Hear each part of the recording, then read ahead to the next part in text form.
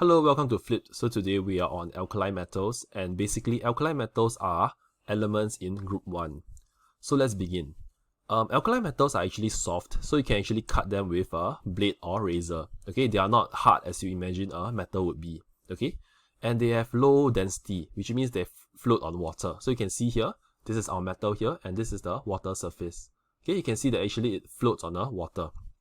And it's shiny and silvery, okay, as what you would imagine a metal would be. Okay, the melting point of them actually decreases down the group. So you can see that I have only listed out three of the metals in group 1 because this is what is required in the syllabus. Okay, we'll get straight to the point. And you can see that the melting point decreases down the group. So from 181 all the way to 63.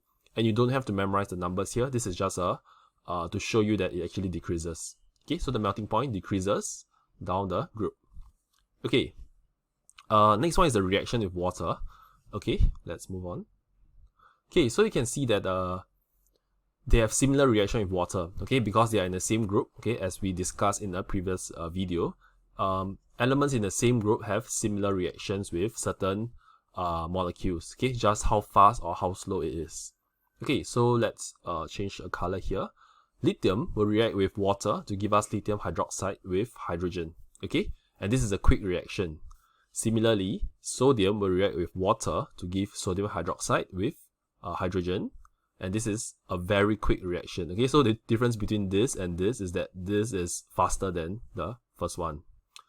Finally, potassium, K, potassium reacts with water to give us potassium hydroxide with hydrogen. Okay, this one is even faster and even more reactive than sodium and lithium.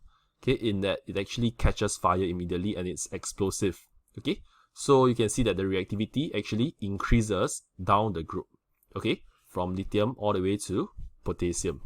Okay, so you can see that there's a special to note is that lithium hydroxide, sodium hydroxide, and potassium hydroxide are all colorless solution.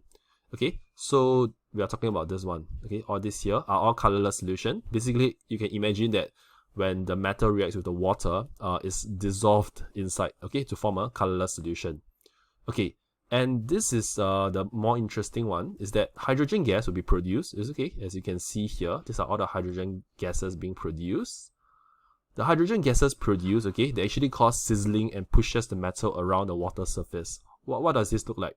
So you can imagine, okay, this is my metal, okay.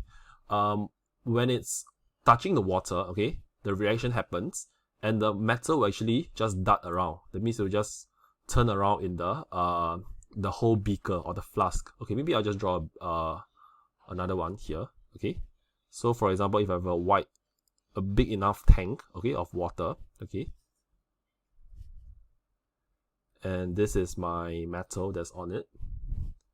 Okay, this is my metal on it. Okay, when the reaction happens, when it touches the water, okay, reactions happens, it actually just jumps around. Okay, it just flies around on the water surface, if you can imagine. Okay, because it's you can imagine that, okay, the hydrogen gives it a booster pack. Okay, like a jet engine. Okay, it boosts the metal around the water surface. Okay, and hence it pushes the metal around the water surface. This is what we mean here. Okay, finally, it's just something to take note, is that group 1 metals are the most reactive elements in the whole periodic table. Okay, most reactive elements.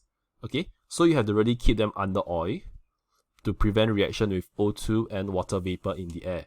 Okay, because unlike other elements, okay, you can just leave it on a table, for example. Okay, maybe just put it in a test tube.